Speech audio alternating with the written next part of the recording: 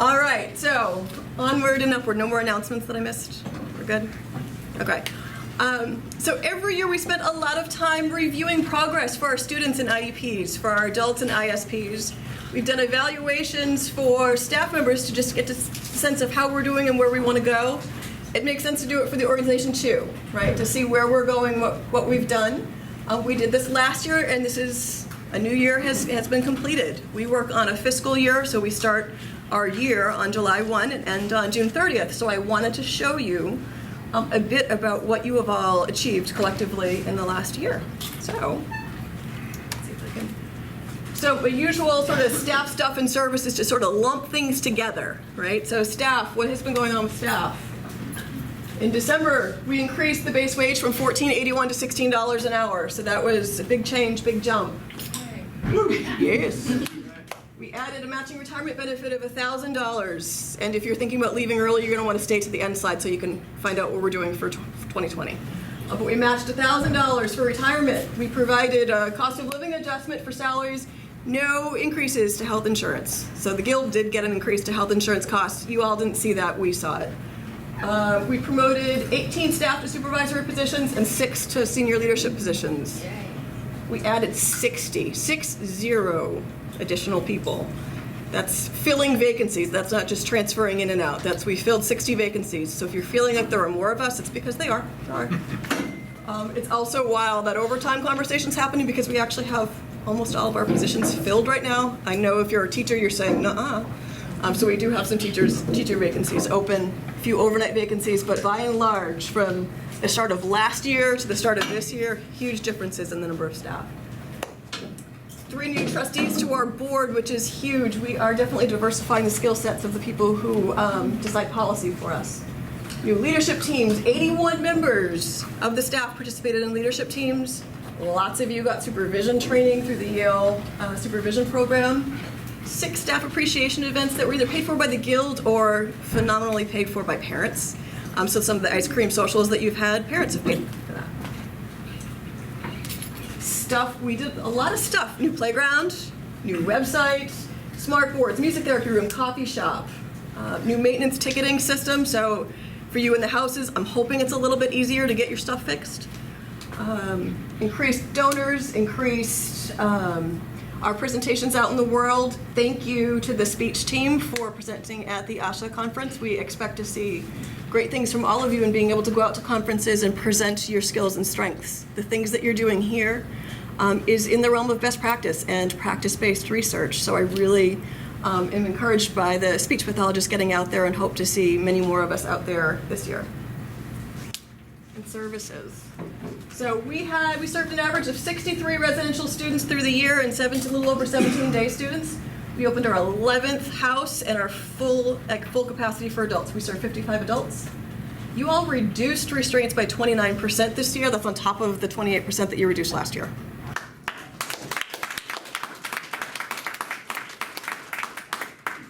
First author curriculum has been piloted and is really going to get released to the full Guild community in the not too distant future. We'll see that in our next PD. 7 new specialty trainings have been added to the professional development curriculum. The adult program expanded the PBIS program, their positive behavior intervention and supports program. They got so many of the criteria at close to 100% that they had to make the test harder. So expanding that program to try more innovative things to get adults to be participating in the community and interacting and making sure that we are providing the most encouraging and supportive environment possible. We did quite a bit of training on human sexuality to the adult residential staff and to the adult parents. So I want to thank Boris and Allison for really kicking that off, and we're going to see that go organization-wide this year. Thank you. More community outreach for the adult programs, increased integration of speech and OT into the houses. I know if you're in Willow and Chestnut and so many others, you're seeing speech pathologists and occupational therapists in your houses. We're hoping to see more and more of that this year as well. I think I covered a lot. We also, we're working on our strategic plan. So that thing we talked about a year ago, we hoped it's a 3-year plan. You're hearing a lot of the achievements that we've accomplished in this presentation. We hope to get about a third of the way through. As you can see, the lead goals, we got 72% through, 60% for support, 78% for connect, 48% for serve, and 50% for include. You all are running fast and hard because you're achieving long-term goals in short-term periods of time. So again, when I think about how you all are feeling tired, you should be. You're running really hard and really fast, and I thank you for that. It is okay to take time for yourself and to slow down a little bit. We are going to do all of these great things. If you want to see more about our strategic plan, the communications team did this lovely job of giving us pictures and information about the things that we've achieved in the first year of our strategic plan. You'll find these over in the front, as well as in the back over here if you don't want to have to cross through. But you're going to see updates for just our first year, and you'll see another one for year 2 and year 3 as we progress. So just to keep us up to date.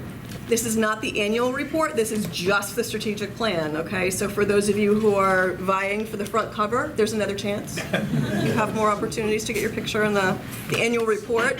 The guy that you want to see about that is David. Raise your hand, David. Hi. He's helping to choose who gets on the cover, so you can stop lobbying me. You don't get to pick. He does. All bribes accepted. Excellent. All right. So, it was a hard year too, right? So we had a lot of great accomplishments, but we also had some difficult stuff that we had to do.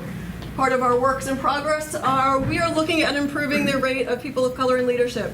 We have an enormously diverse staff. In fact, over the last 3 years, we've increased the number of people of color working across the organization. We had been seeing a very affluent white leadership for a long time here. And so we've been making considerable efforts to improve the diversity of our leadership, both in racial, cultural, ethnic diversity, and diversity of experience. We've added more people who have children with intellectual disabilities to our board and are looking at our leadership to make sure that we represent the staff who work here and the people that we serve. And so this is not finished by any stretch of the imagination, but it is a priority and it is something that we're working towards and showing some marked improvement. So work in progress, not done. And then challenges that we've been overcoming this year. There were a bunch. Right, we had some nasty media coverage, which felt awful because some of us made a mistake. And the rest of us had to feel pretty badly about that because we had been doing all this great work and we get into all of these media outlets for the bad stuff and not for the 364 days of awesome stuff that we do, right? We had some difficulty supervising students in transitions. And then we had a whole bunch of auditors coming in, not necessarily because it was our turn, but because we were in the newspapers, and that felt really awful. And so many of you persevered and continued to do the good work that you were doing and had to read the headlines and be disappointed. And I want you to know that what we've done is tried to address the issues that were not just one-time things, but were systemic issues. We know that supervision and leadership is really important. You can work as hard as you want, but if there isn't a coherent system behind you, if there aren't supervisors who are having your back and who are available to have your back, you can't get it done. And so we pulled assistant residential managers out of ratio so that they could focus their time on programming and supervising. We actually added a lot more staff, as you could see, to the ratio and a lot more supervisor training to make sure that people felt supported and had someone to ask questions, had some expertise in different areas so that we could try new things. We did more one-on-one staff training, and we also this year are starting to rotate one-on-one staff so that you all don't keep getting so exhausted, right? Being the same person 40 hours a week, and let's face it, I know you all working overtime in one program or the other, so 60 hours a week with the same person, that's exhausting. Rotating and giving us all a chance to get to know new people is really important, and all of that has come out of a fairly negative experience with the media. That just because someone highlights a mistake doesn't mean that we can't be better from it and grow from it, and that's what we've really tried to do. The DLC came in and investigated after all those news reports, right? They are the Disability Law Center. After they investigated, what they said was that we provide fulsome responses to concerns and immediate corrective action. They didn't issue a public report after walking through here. Now, I know that doesn't sound like a big deal. It's a huge deal. When you hear the words DLC, they're usually writing up really thorough, critical reports of organizations. they spent 3 months looking at us and didn't issue a public report because what they said is, yeah, you've made some mistakes, but by and large what you're doing is really good, it's strong. When you make mistakes, you learn from them and you fix them. That's what you all are doing every day. That's what we ask our individuals to do. So you all are serving as these incredible role models that you make a mistake, you fix it, and you move on. And the DLC acknowledged that. So as an outcome, best possible outcome, to have someone really look at our work and say, okay, good job. Last but not least, as I mentioned, we started FY19 with a really high vacancy rate. We added 60 FTEs. We ended the year with 8 open residential assistant and overnight positions, 1 ARM position, and 4 teacher positions total at the end of June. It's amazing because in my limited less than 2 years here, those numbers look great. In my 20 years doing this work, that's amazing to me. We definitely need to work on teachers. Thank you, Lori and Bob. If you weren't here earlier, I think I saw Lori come in. Yay! Thanks for joining us, Lori. Talented and hardworking teachers have a lot to do and a lot to coordinate. So I know it's hard work, but we're trying to bring more teachers in and more importantly support the teachers we have so they can do their jobs well. All right. Questions about last year? Are there things that I missed? I'm trying just to give a quick summary, but ask anything. If you've had a conversation with me, you know I'll answer just about anything. Yeah. You mentioned something about cost of living wages. Yep. Do you know when the next time salaries will increase for that? FY 2020, so we can talk about that. That's coming up next. So we're doing the review, but I can start with what's coming up next. Anyone else questions about last year? Anything that's gone on? This is the time to say, why did you do that? What were you thinking? I didn't know. You didn't tell me. We're good? We've got all the information? Awesome. You can also ask me afterwards because I know it's really hard to talk in this big group, and just about all of our chief officers and directors are here, so if you have questions about that, have at us. Okay. So what's next in 2020? How do you top what we've been doing in FY19? So PBIS or PBS, same difference. You're going to hear that acronym or those 2 acronyms a whole lot. You're going to hear the words universal supports a whole lot. All that means is we are really looking to make sure that we understand what we offer to all students and all adult individuals we serve. We constantly look at those 2 or 3 or 5 people, right, who are having the hardest time, and we spend a lot of time and attention trying to figure out the folks who are having intensive restraints, the folks who are really struggling. We want to make sure that we're paying attention to the 80% who are not struggling, right, in our environment that we're supporting. And how do we do that? What is the magic sauce, right? So we're trying to identify that and make sure that we are talking about it in a collaborative way, and that team's being led by staff, just like all of our other leadership teams. You're going to be hearing a lot about the ARC framework. So our students and individuals we serve have had a long history of trauma. Now, that could be trauma, sort of big T, people who have had violent experience or long histories of poverty and neglect and deprivation. It could be educational trauma, the experience of having to jump from school to school because you don't fit anywhere, nobody can serve your needs. It could be the small T trauma of, I'm away from home and all my friends aren't, my siblings aren't, and this is different and I feel separated and I feel alone. We are going to talk in a trauma-informed way, and not just because it's a label, but because it's meaningful to our students and individuals. I'm going to give some names and language behind that so that we can talk to each other in common ways. These are things that I know you already know how to do, but when we have a common language, we can talk about how we do that and then make it better. We're expanding curriculum opportunities because I know part of what makes classrooms work, right, is being able to deliver instruction that's interesting, and what makes teachers, or at least what makes me feel comfortable when I'm teaching, is knowing the material, knowing there's some backing, and they don't have to create it out of thin air, right? So we're giving some curricular tools and teaching you how to use them, and not just in the youth programs. We're looking at more sexual health curricula, and not just one, right? For Allison and Boris, who've been teaching this for a little bit, you know, one size did not fit all, right? Not for parents, not for staff, not for students. So we're going to be looking at how to adapt that. If you're interested, the SHARE committee met, I think, today, right? So they meet pretty regularly to try to figure out how to adapt this curricula for our individuals. looking at equals curriculum for math as a starting point and adding more, and first author that's already starting to roll out for writing. We're also looking at different kinds of self-advocacy curriculum. Okay, helping our individuals be able to speak their own truth and being able to get out there in the world and get what they need and what they want, and not necessarily because one of us has given it to them, but because they're able to identify it and advocate for themselves to get it. We're also going to do a lot of showing our work this year. We're getting audited up the wazoo, which is exciting because you're doing great work and we get to document it and show it. So DESE has already come in, so that's our education department that's overseeing what we do, and we passed that audit and we're getting new staff and new opportunities through that program. So we are asking for another psychologist to help do our work, right? We're asking for some more staff in residences to help do the work. We're asking for more nursing staff to help do our work, right?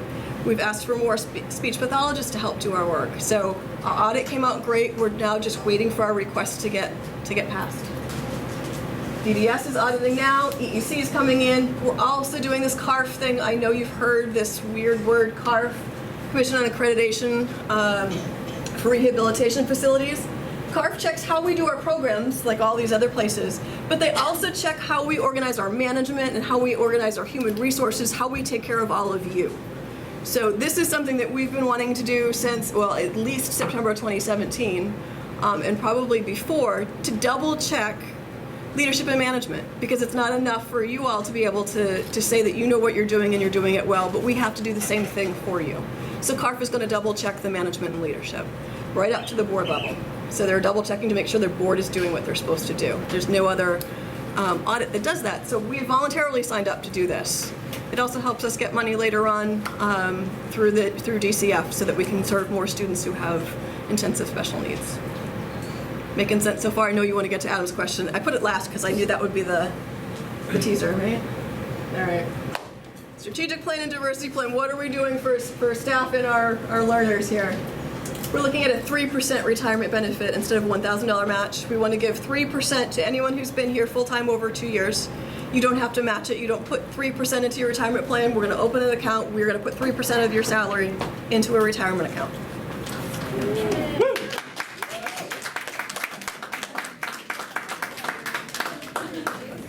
So it is exciting. Let's see, cost of living increases to salaries. I think that's pretty much what you're asking there, Adam.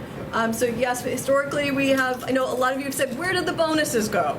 Okay, I will tell you the bonuses are gone, but salary increases are here to stay. So bonuses are one-time things that don't accumulate, right? So you get a $500 bonus and it goes away as soon as you spend it, right? It doesn't come back the next year. Raises come back the next year.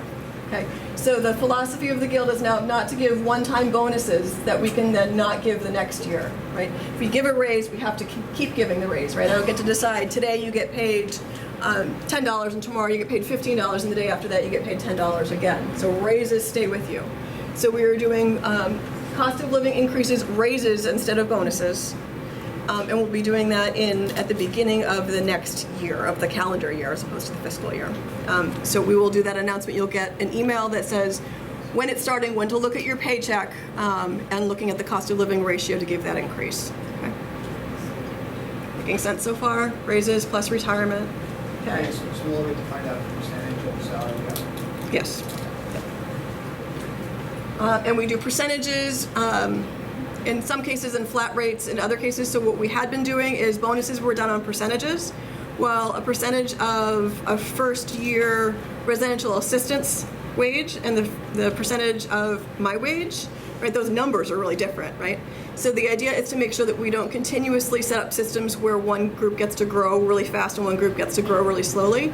And so we're doing equity analyses to make sure, right, that our pay differentials are compared to market and that we're not growing too fast in one area or the other, okay? So I think many of you may remember last year some of you got emails that said we did an equity adjustment to your salary. That's because we took a look and wanted to make sure that, say, occupational therapists as a group, making it up, but occupational therapists as a group are getting paid fairly against other professionals in their sphere. We do that equity analysis now. We wrap all that up together with cost of living adjustments, and then we give out the increases. So that happens in the next calendar year. Okay. Making sense? Okay, cool. All right, we are giving $1,000 in educational benefits. I know that you've been using this program for a while, or some of you have. Actually, not many of you have, considering. So that $1,000 can be used for tuition reimbursement or loan repayment, but I need you to know, particularly those who are looking at trying to earn an undergraduate degree, I want you to really pay attention to this one, this $1,000, because we have agreements with 3 different community colleges that you can get a 3-credit course for $50, $50. So think about how many courses you can get for $1,000. It's a lot.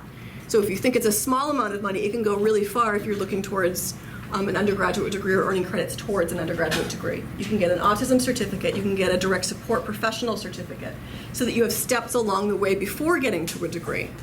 Okay?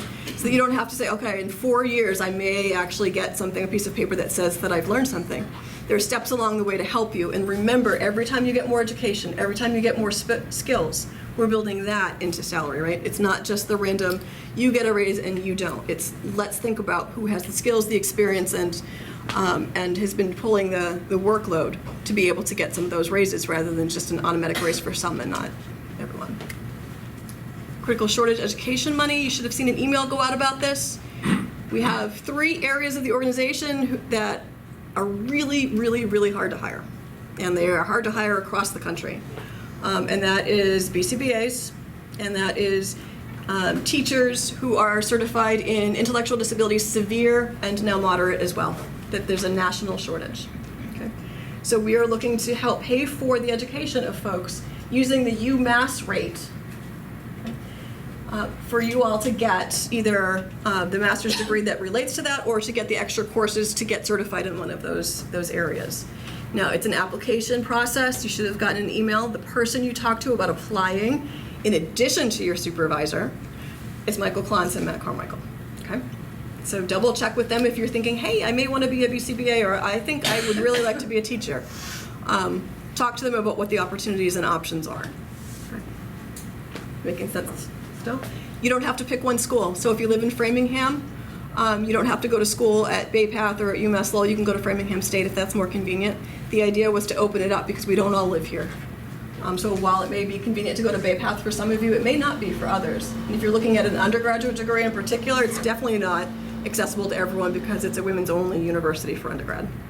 Right, so we wanted to make sure it was opened up for as many people in many different places as possible. We have signed a partnership with the International Institute of New England to develop our own and then help others pass the Med Administration Program test. So this is statewide a really difficult test to pass. It's got a low percentage of pass rate. We are no different. One of the things that makes that test really hard to pass is if English is your second, third, or fourth language, which for some of us in the room it is. So while you may have the knowledge and understanding, taking the test is a bear. So we're working with the International Institute to create a training program that helps people get over the hurdle of the medical language that exists in that test so that more people can pass it, and that helps to move up, particularly in the residential domains of our work. We're hoping to expand that as well in future years to help with management level language so that we can, again, help more people who are new immigrants get to management level and director and hopefully CEO level positions in the near future. Okay. Wayfinding is happening, as you've heard, increased involvement of individual students and families in committee and program planning. So we've had all of these groups of staff doing leadership committees. Now we expect that individuals are going to be involved in those leadership committees. Families are going to be involved in those leadership committees. Self-directed care doesn't just mean the care for one person, but it means the programming.